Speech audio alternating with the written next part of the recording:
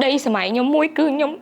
สลายเหียงสะอาดคือnhomมันnhomสลายขลุ่นวิบัติเพลย์จิตnhomมวยนั่นคือหุกเหียงnhomกับบาปุยnhomนั่นคือយើងវាអត់មានទំនុកចិត្តណាយើងស្អាតយើង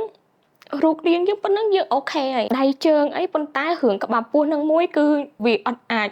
ចេញពីខ្ញុំបានសោះហ្មងទឹកភ្នែកនេះគឺអាទឹកភ្នែកដែលរំភើបហើយបើនិយាយពីត្រឡប់ក្រោយដែរសម័យទៅអាហុករៀងយើងពីមុនយើងស្លៀកពាក់អីហ្នឹងណាខ្ញុំឈឺចាប់ខ្ញុំអត់ចង់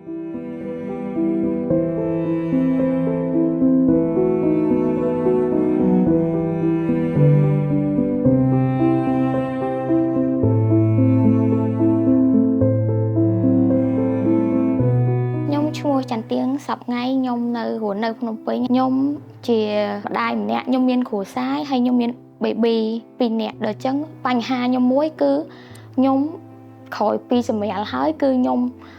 មានសបុកពោះដែលយើងមិនអាចកម្ចាត់បានណាសូម្បីតែខ្ញុំលេបថ្នាំសម្រក់តាមការហាត់ប្រាណញ៉ាំអាហារ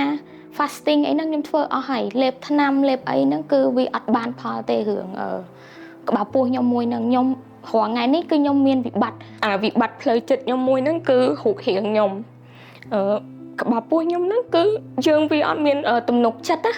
យើងស្អាតយើងរូបរាងយើងប៉ុណ្ណឹងយើងអូខេហើយដៃជើងអីប៉ុន្តែរឿងក្បាលពោះហ្នឹងមួយគឺខ្ញុំអត់អាចកម្ចាត់វាបានទេខ្ញុំក្តីសម័យខ្ញុំមួយគឺខ្ញុំស្រឡាញ់រាងស្អាតគឺខ្ញុំមនុស្សខ្ញុំស្រឡាញ់ខ្លួនខ្ញុំរំភើបនិយាយរួមហើយតែនិយាយរឿងថាថ្ងៃណាមួយខ្ញុំនឹងអាចយកអាក្បាលពោះដែរខ្លាញ់ហ្នឹងវាខ្លាញ់ដែលយើងអាចកម្ចាត់បានហ្នឹង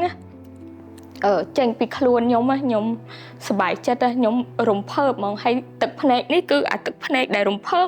ហើយបើនិយាយពីត្រឡប់ក្រោយដែរសម័យទៅអាហុករៀងយើងពីមុនយើងស្លៀកពាក់អីហ្នឹងខ្ញុំឈឺចាប់ខ្ញុំអត់ចង់វាវិបត្តិច្រើននិយាយទៅចេះចង់ទឹកភ្នែកអរគុណ KD អរគុណមែនតែនដែលឲ្យមនុស្សស្រីបេក្ខជនបេក្ខភាពទាំងអស់ដែលគាត់មានវិបត្តិហើយមានវិបត្តិហ្នឹងហើយគាត់អត់អាចដោះស្រាយចេញ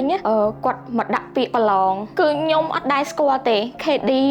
អត់ដែរមានតំណែងអីនៅក្នុង clinic ហ្នឹងទាំងអស់អត់មានជាប់សាច់ឈាមជាប់អីនិយាយរួមខ្ញុំឃើញគាត់ប្រកាសរបេក្ខភាពបូមខ្លាញ់ដោយអត់គាត់លុយ free ទាំងអស់និយាយរួមតាំងពីណិតសុខភាពណិតអីគឺគាត់អត់មានឆាចលើយើងទាំងអស់ខ្ញុំដាក់ពាក្យនេះគឺដាក់ពាក្យខ្លួនឯងគាត់រើសគាត់សម្ភាសគណៈកម្មការច្រើនតែខ្ញុំអត់នឹកស្មានហើយខ្ញុំជាប់ខ្ញុំសប្បាយចិត្តខ្ញុំទុកចិត្តលើ KD ទាំងអស់និយាយរួមពេលដែលគាត់សម្ភាសខ្ញុំគឺលោកដុកទ័រគាត់សួរថាខ្ញុំហ្នឹងមានចម្ងល់អីដែល